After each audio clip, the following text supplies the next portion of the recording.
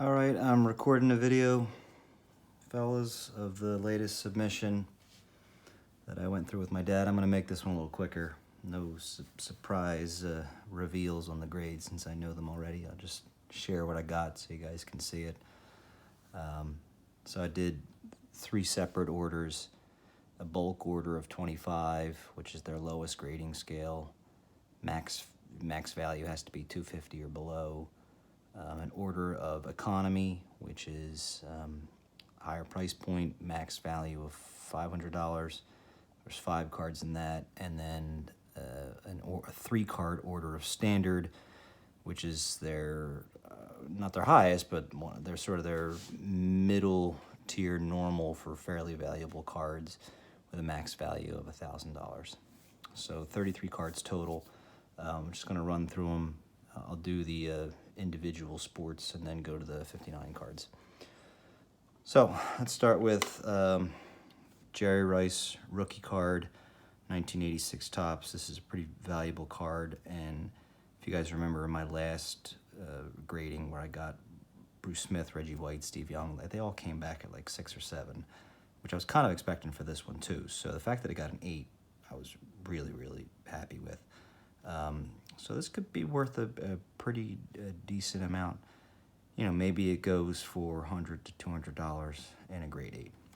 So that was the only non-1959 football card I got graded, but I was very happy with that. So that's that. All right, basketball. Hakeem Olajuwon, rookie card, 1986-87 Fleer, that iconic set with the Jordan rookie. You can see his name is still Akeem before he added the H to it there.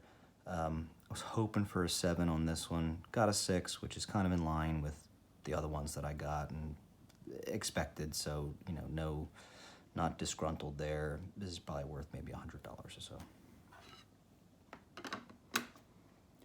All right, hockey. All right, Mario Lemieux, second-year card, not his rookie. Second-year OPG, 86-87. Was really hoping for an 8 on this one. It got a 7.5. Maybe it's because it's slightly cockeyed on the centering there. Otherwise, it's a really nice card. So I was a little disappointed on that, but still a great card, and happy with a 7.5 overall. And then last one, I'm definitely disappointed on this one. Steve Yzerman rookie card, 84-85 OPG. Really hoping for a 7 on this one. It got a 6. This is an instance where I wish they would give you notes on why they graded it the way they did. Maybe it's centering that took it down to a 6, I guess, and maybe it's a little bit of a rough edge on the top there, but it's really sharp otherwise. At a 6, maybe this is like $100 as well too. So disappointed, but still great card to have. So I'm happy with that. All right, non-1959 baseball. I'm going to show these two together. So these are cool cards. Hopefully they're both in the frame.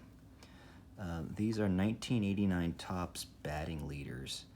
And what's cool about these is that even though 1989 was the junk wax era, these are actually really hard to find. And the reason is because they were exclusively sold in these cellophane packs that you could only get at Kmart.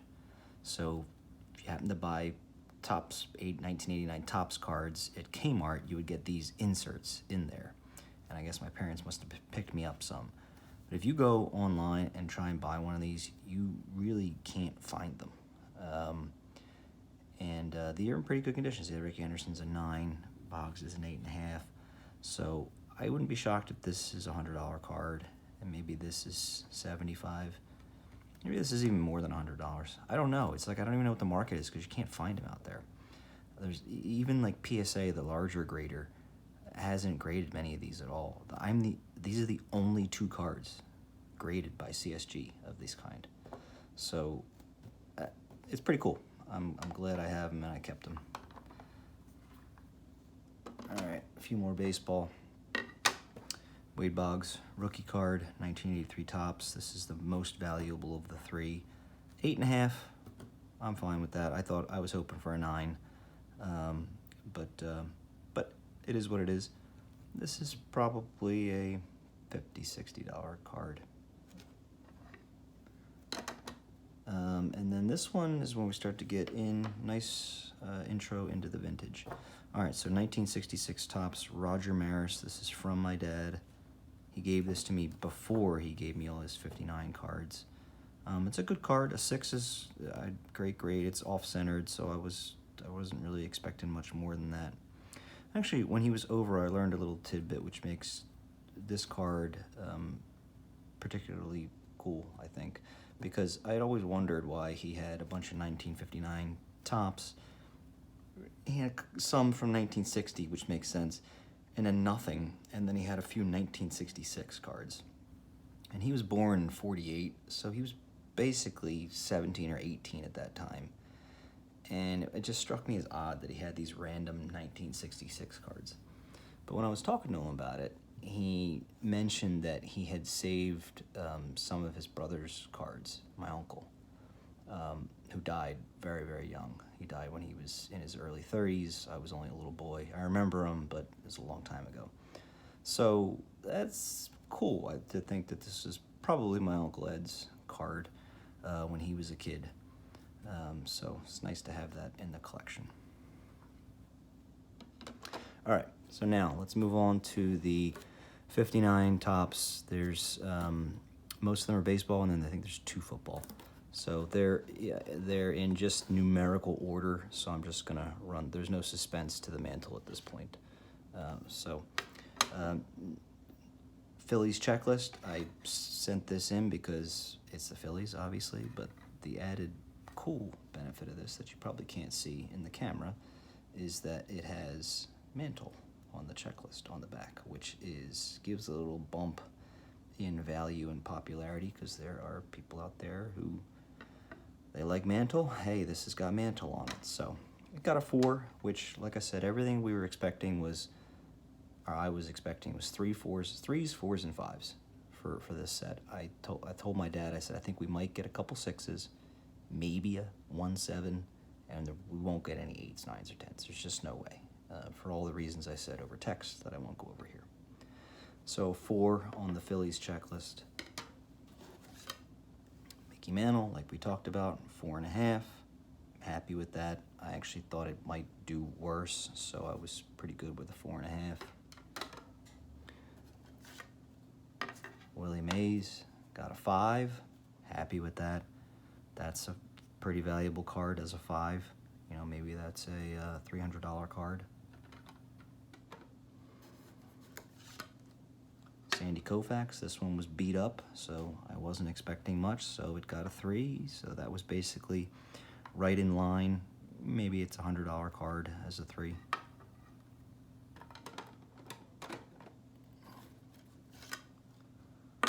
This one was cool, 6.5 for Roger Maris. You notice it, maybe you can't see it or not, but it says white back on it. So it has a white back. Some of the cards, like you see here, have a gray back versus a white back. Some of them exclusively came in white, some of them exclusively came in gray, and then some came in white or gray. So the ones that came in white or gray, they denote the white or the gray back. You also notice that Roger Maris is on the Kansas City A's. This is his second-year card before he went to the Yankees.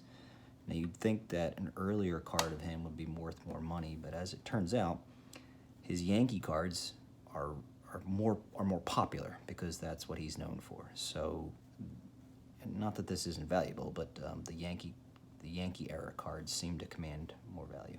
But 6.5, I was very happy with for a card that's 63 years old. Fence Busters, Hank Aaron and Ed Matthews, 5, good with that, cool card. Richie Ashburn, had to put him in there.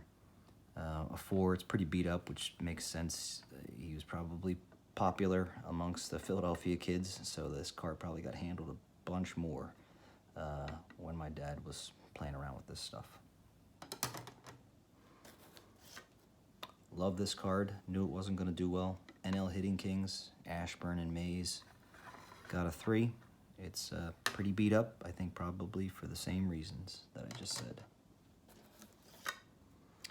Ernie Banks. All right, this one was one of my, I probably shouldn't say bitter disappointment, but definitely disappointed. I paid a little bit higher of a grade because you can't tell here, but this card is beautiful. It is crisp, it's centered. I really thought this could get a 7, or honestly even an 8 potentially, and it got a 6, and I was pretty bummed about that. I really thought this was going to do better. Why it got a 6, I don't know, but 6 is still a great grade, so no complaints. But Ernie Banks. I shouldn't say no complaints after I just complained. All right, here was the big surprise. A 7.5 Al Kaline. I didn't really think much about it when I submitted this, but it is a really nice card. It's crisp, it's basically centered. I mean, 7.5 on a 60-plus-year-old card. I mean, you saw some of my other cards that were from my childhood couldn't even get 7.5s. So I'll save the suspense. This is the high grade out of all of the 1959s. 7.5. So I was pretty darn happy with that. Al Kaline's a great player, underrated. Mr. Tiger. All right, Hank Aaron, 5.5. Happy with that grade. In fact, I would have assumed that it would have done a little worse. Frank Robinson, 4.5. You can see how off-centered this thing is. I thought that would have done worse too, so I was good with that.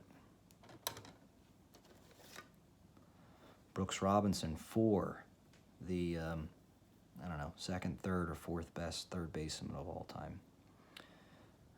Also very off-centered, so fine with a 4. Ed Matthews, extremely off-centered, 3.5. Notice Matthews with 1 T, strange, but fine with the grade.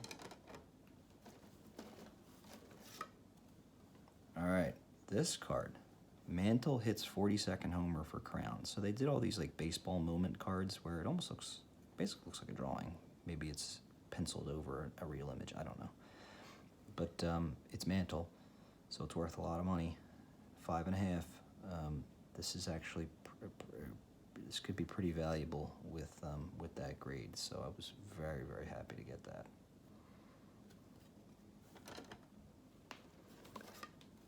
All right, similar theme. Mays. This is the over-the-shoulder catch. Mays catch makes series history. Only a 3. It's very off-centered and kind of dinged up.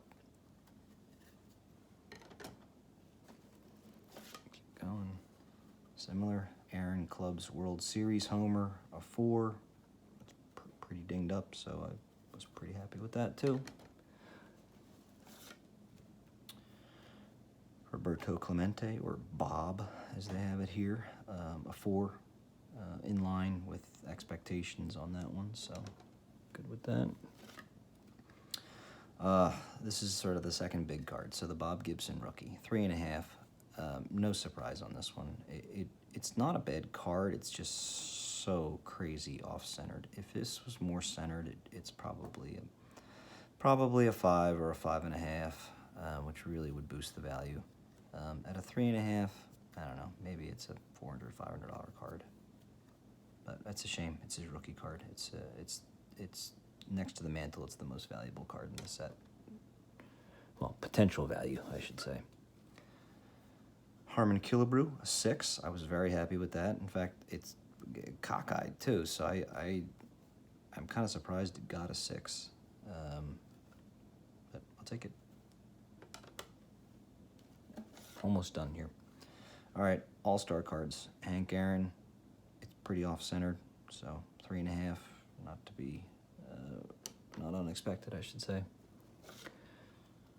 All right, Willie Mays, 5. So the one thing about this card is this is not from my dad's childhood. When he started collecting again, when I started collecting, he wanted to finish this set. This was the big one that he didn't have, so he paid $90 for this back in the early 1990s.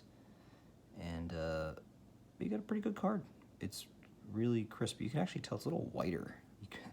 I assume my dad's cards are probably, maybe they downgraded all his cards because they're a little off. They're a little yellowed maybe, and that's maybe from being in a cigar box.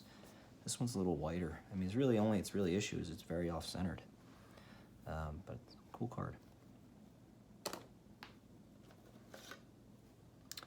Mantle, again, another super valuable one, but unfortunately way, way off-centered. And it's a shame because it's a really nice card otherwise. And it could be worth a decent amount of money if it has well, it's still worth a lot of money, but it could be even higher with a slightly higher grade, but oh well. All right, football. Johnny Unitas, a 3. I was expecting this. It's got a stain or something there. It's kind of dinged up. It's the first card in the set. Card number 1 in any set is always dinged up because it's the, when people are organizing them, it's always the card in the front, so it's getting beat up the most. And this one fits that theme. So, but it's a cool card. And then we end up with my truly bitter disappointment. Jim Brown. All right, now this is his second year card. You probably can't tell here, but this card is beautiful. It's sharp, crisp. His football cards, put that Johnny Unitas one aside. His football cards are in way better shape because he just didn't handle them as much. This card is great. I mean, it's slightly off-centered. It is really nice otherwise. And honestly, I was expecting a 7 on this one. At worst a 6. So to get back a 5.5, I was a bit crushed on that one. At a 5.5, I don't know. Maybe this is a $500 card. But it could have been $750, $800, $850 in a slightly higher grade. But it's still a great card. Really, really awesome. And that's it. Those are the cards. Super fun getting these and real fun doing it with my dad. I've got I'm sending another 25 in because they're running a special right now of 20% off. So I'm going to send in a bunch of the 59s and a couple other older ones. More 59s, so I'll share those if you guys are interested. If this is boring as hell, then let me know, and I don't have to send this kind of stuff. Anyway, hope you all well. Bye.